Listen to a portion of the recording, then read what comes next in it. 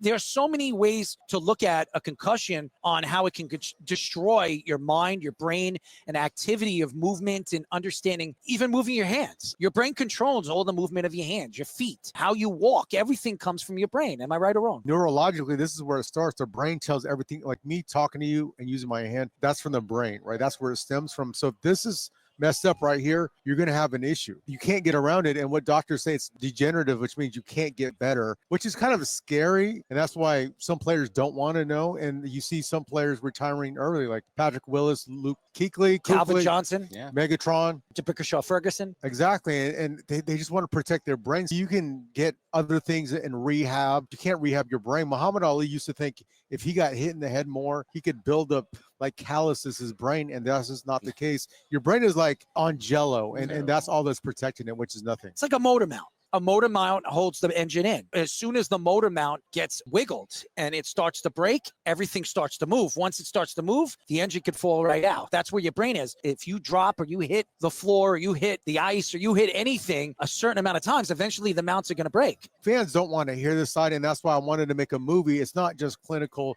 So it's not from here, interview. It's I'm taking you on a roller coaster ride. When I did an interview with the New York Post when it first came out, I said, if you don't like it, you can have your money.